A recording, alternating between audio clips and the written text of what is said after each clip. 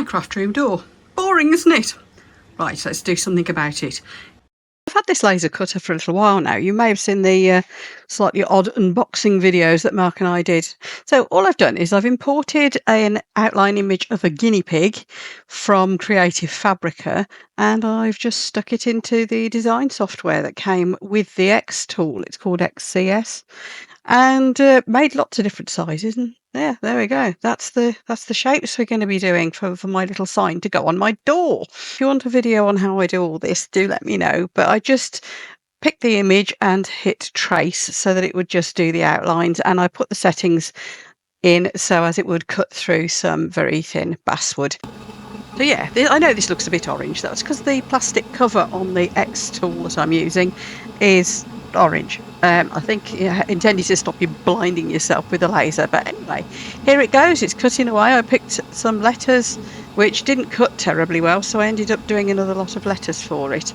But this was just basically cutting out the guinea pig shape and so on. So as you can see, it's quite quick. This is in real time. I've got all my pieces together here. Hope that's all my letters and I haven't lost any.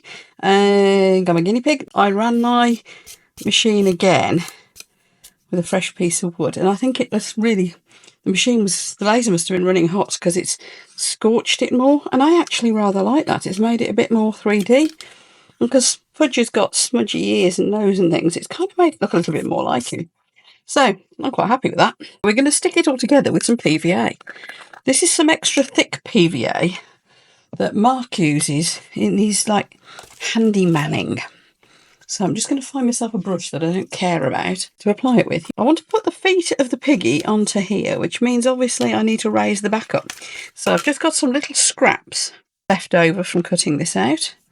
I'm just going to stick these on the back. This is just to give it a raised area so that I've got something to, support it when I stick it to my door. I'm just going to stick it with, I don't know, probably sticky fixers or something like that. So that's just giving me something to put the sticky fixers on. You want a little bit in the middle? Let's make an H. No particular reason, just fancied doing it. It'll just give it a bit more, stability. A bit more surface to stick with. There we go. So this is just extra thick PVA. It's the stuff that tradesmen use for various things. I just find it sticks quicker and stronger.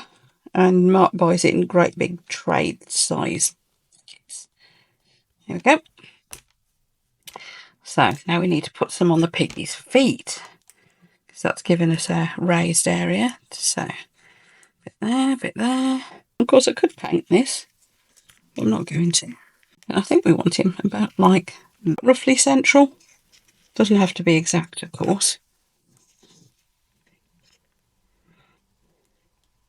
About like that.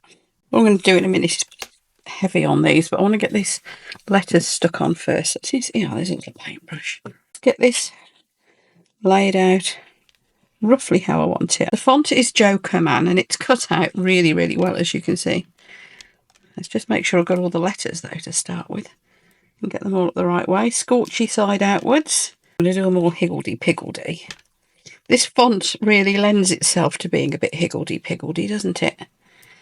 And that means you've also not got to worry about lining them all up, getting them straight. That pesky stuff that I hate doing. So this is basically, it's going to be stuck on my door. And because it's rather large, it won't impress Mark at all. We need new doors soon. Well, we've needed new doors since we moved in 23 years ago, to be honest.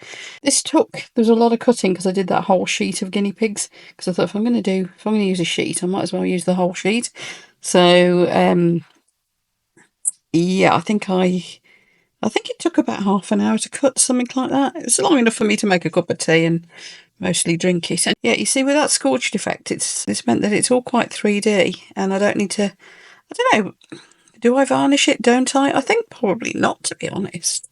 There you go, because I'm putting it wonky. I can put it up between his little toesies like that, his little feet. Gentle note that Joker Man is a good font for doing this sort of thing with.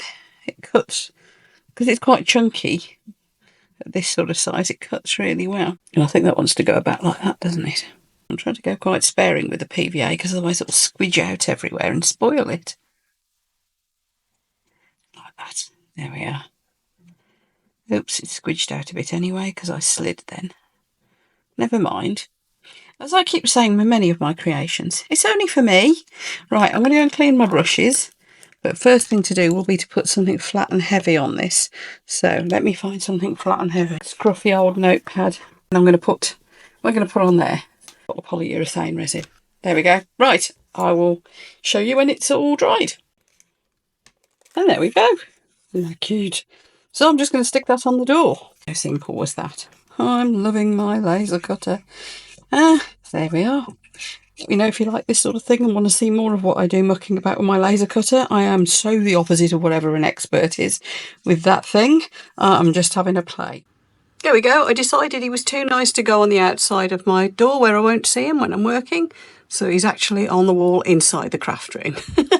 Hope you like him. I'm glad I left him just bare wood. He's kind of fudge coloured. See you later, everyone. And do give this video a thumbs up if you've liked it, of course. And also let me know if you want to see more videos of me mucking about with my laser cutter. But I'm certainly having fun playing with it, so I'm very happy to share. Take care, everyone. Happy crafting.